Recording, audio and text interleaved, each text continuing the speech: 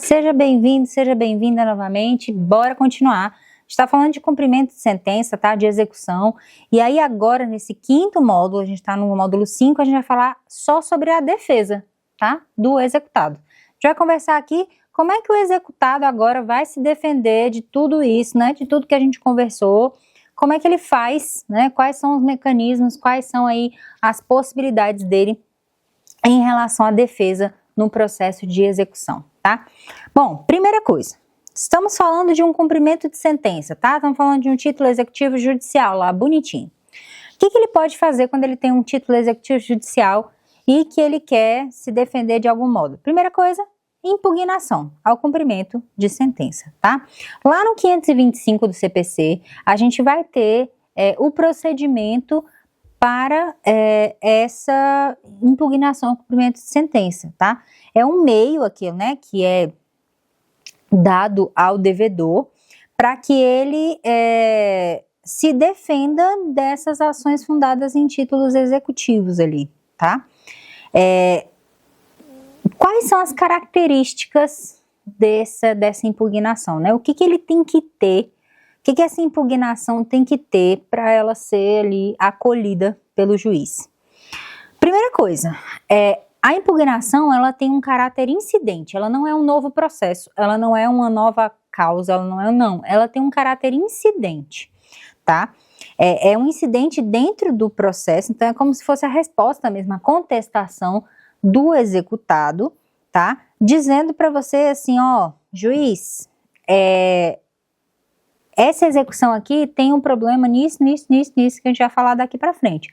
Mas a ideia é que isso é tudo feito dentro do processo de execução e a resposta do juiz a essa impugnação será por meio de decisão interlocutória, tá? Então é tudo dentro do mesmo processo. Professora, qual é o prazo que o devedor tem para fazer isso? Bom, o juiz não deu 15 dias para ele responder, fazer o pagamento voluntário? São esses 15 dias, tá? Ele tem esses 15 dias aí que conta a partir do término ali do prazo que o juiz deu para ele para o pagamento voluntário, tá? Então, aí no caso, né, a gente falou, por exemplo, da execução contra a fazenda pública, não é 15 dias, aí já é 30, porque a fazenda pública tem prazo em dobro, tá? Mas, enfim, né, nos casos de obrigação de fazer ou obrigação de não fazer, o prazo de 15 dias ali conta do término do prazo do cumprimento voluntário da sentença, tá? Então, assim, o juiz deu o tempo dos 15 dias para o pagamento voluntário, a pessoa não cumpriu, ela tem mais 15 dias para impugnar aquela sentença, tá? Ela tem ali esses 15 dias para impugnar essa sentença. O que eu posso alegar para fazer uma impugnação ao cumprimento de sentença? Eu posso me defender de questões específicas, sabe? Eu não posso me defender de tudo, não. Eu tenho que me defender de questões específicas. A primeira coisa é que impugnação não pode rediscutir a matéria, tá? Mérito não pode ser rediscutido em processo de execução. Então, se tentar, não vai colar. Não vai passar essa sua impugnação, tá? Eu posso alegar o quê? Paguei a dívida, paguei sim, mas a pessoa não está contando aqui, ó, que o meu pagamento foi feito de tal forma, o meu pagamento foi feito de outro modo, ou eu subroguei, ou eu fiz, enfim, de alguma forma a minha dívida foi paga. Ou então, esse título aqui, ó, ele não é nulo, ou ele não é válido, ele é nulo. Por quê? Porque ele não tem minha assinatura. Por quê? Porque ele não tem algum dos requisitos, ele não é líquido, ou ele não é certo, ou ele não é exigível, sabe? Eu posso impugnar alguma das características do título executivo ou da forma que esse título está sendo executado, tá? Bom, e aí quais são as saídas, né, do devedor quando se vê ali no meio de uma execução? Pagar, né? Ou pagar, ou então modificar a forma de pagar, mas ele vai ter que pagar de algum modo, porque ou é pagar tudo de uma vez, ou pedir o parcelamento, sendo um parcelamento, né, do parcelamento acolhido pelo Código de Processo Civil, sendo uma entrada de 30% mais 6 parcelas. né? Então é uma forma aqui que ele pode tentar para negociar, né? Qual é a outra defesa que ele pode ter? A parte que está me cobrando não é legítima para me cobrar, né? Eu posso alegar ilegitimidade de parte, por exemplo, para cobrar. Ou então a minha própria legitimidade como pagador, né? Digamos que eu sou um fiador, ou avalista, né? Que você tem ainda essa questão aí, essa diferença. E eu vou fazer primeiro uma cobrança do fiador, por exemplo, né? Porque os fiadores, no geral, eles, em contratos, né, no básico ali de contratos, você tem que fiadores renunciam ao direito de se cobrar do devedor primeiro, porque aí o fiador entra todo mundo como solidário, digamos assim, né, você entra junto para a cobrança da dívida. Nesses casos, eu posso, digamos, sei lá, no meu caso eu não sou fiador, eu sou um avalista, vai cobrar dele primeiro, depois cobra de mim. Enfim, posso alegar várias coisas, né? Posso fazer ali várias alegações de ilegitimidade de parte para isso também. Inexequibilidade do título. Meu título não é exequível, você não pode exigir esse título para ser pago. Por quê? Porque, sei lá, ele tem uma condição suspensiva. Eu estou esperando o julgamento de um recurso com efeito suspensivo, não pode me cobrar ainda. Então tá bom, então o juiz vai mandar parar, vai mandar suspender, tá? Penhora incorreta, ou então liquidação incorreta, ou então avaliação inidônea. Fizemos ali, na hora de fazer a liquidação, eu chamei um perito que estava encaminhado ali comigo, então ele botou um valor mais alto e aquela outra pessoa está querendo se defender dessa minha avaliação com esse meu argumento. Conseguiu provas, enfim, né? Tem provas de que isso aconteceu? Vai impugnar também. Excesso de execução. Você está me cobrando mais que eu devo? Não, não dá não, tá? Se eu quiser impugnar porque você está me cobrando mais que eu devo, eu vou impugnar e vou, né, tentar dizer ali, ó, vou pagar o que eu devo é tanto, o que eu entendo que eu devo é tanto. Esse restante aqui eu não entendo não, aí eu impugno esse valor que eu não considero que seja devido. Mas é importante que eu pague o que eu achar que é devido, tá?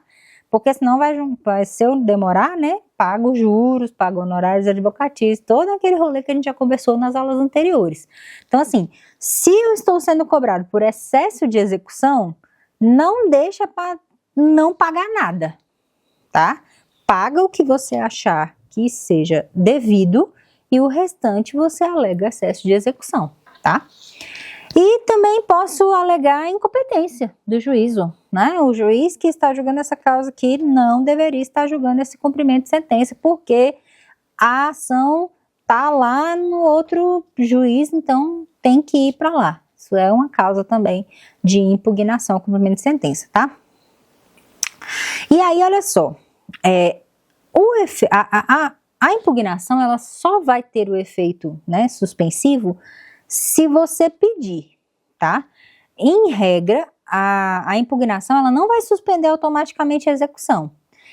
Você tem que pedir e você tem que argumentar que essa execução precisa ser suspensa porque, né, você tem um argumento ali para desenvolver a respeito disso, mas não vai ser automático, tá? Esse efeito suspensivo, ele precisa ser pedido e ele precisa ser argumentado tá?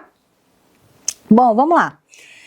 Em relação ainda à defesa do executado, fora a impugnação do cumprimento de sentença, né, eu tenho também um negócio chamado embargos à execução, tá?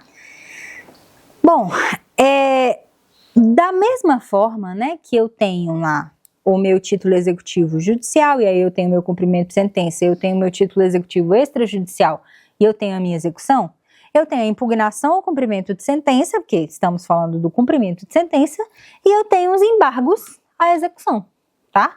São só formas diferentes de chamar, mas o rito vai ser mais ou menos a mesma coisa, tá? Só que os embargos, diferentemente da impugnação, eles vão sim ter uma natureza de um processo autônomo, até porque quando eu vou interpor um embargo, ele vai ter ele vai ter um objetivo não só de contestar a execução, mas o juiz vai ter que alegar, vai ter que analisar as alegações da defesa de modo mais detalhado, tá? Então, essa questão do julgamento dos embargos vai ter que ser separada, porque ele é mais aprofundado, digamos assim. E o que eu posso discutir dentro dos embargos, né? Posso discutir título não exequível, né? Posso discutir lá, não é certo, ou não é líquido, ou não é exigível, ou tem algum problema no título, né? Tem alguma coisa ali. Excesso de execução, da mesma forma, tô me cobrando mais do que eu devo, né? Irregularidade em penhora, então tenho ali, vou embargar porque na penhora que foi feita, foi feito de forma inadequada ou não pode ser feito sob o meu salário, e aí tem muitos casos que a gente vê, né, corriqueiramente aí de penhoras em cima do salário, de conta salário, de aposentadoria, que não pode ser feito, então vai ser respondido por meio de embargos, e aí por isso que embargos, né, porque aí o juiz vai discutir, será que isso aqui é a tua conta mesmo? Você vai ter que me provar que isso aqui é a tua conta mesmo. A gente vai discutir isso de uma forma um pouco mais detalhada, tá? Eu tenho uma acumulação de execuções. Eu tenho, por exemplo, a pessoa me cobrando em 2 juízes diferentes a mesma dívida. Posso embargar e aí vou juntar a prova dos 2 processos, falar não, tá errado isso aqui. Então, são exemplos, né, que eu tenho ali para, de algum modo, embargar aquela execução, tá? Da mesma forma, ao invés de oferecer os embargos, né, na execução, eu posso, eu como executado, posso reconhecer o débito e pagar e pedir o cancelamento ali, ou o parcelamento, né? Na verdade, pagar ou pedir o parcelamento da dívida para que então meu processo seja extinto, né? Aí tem uma coisinha que quando da 3.256, né, do novo Código de Processo Civil, lá em 2015, lá em 2016, houve uma modificação na questão dos embargos meramente protelatórios. Bom, lá no Código de Processo Civil foi incluída a ideia de que os embargos, quando utilizados para meramente enrolar o processo, ele pode dar uma multa, né? O juiz ele pode aplicar uma multa para a parte devedora de até 20% a mais do valor que ela já deve. Então, assim, muito cuidado com o excesso de embargos. A ideia é que você pode embargar, por exemplo, mais de uma vez, se você tiver mais de uma dessas condições aqui, e você descobriu mais de uma dessas condições aqui no meio do processo. Difícil, mas ok, pode até ser. Só que se o juiz começar a perceber que você embargou uma vez, aí respondeu, perdeu o embargo. Embargou de novo, respondeu, perdeu o embargo.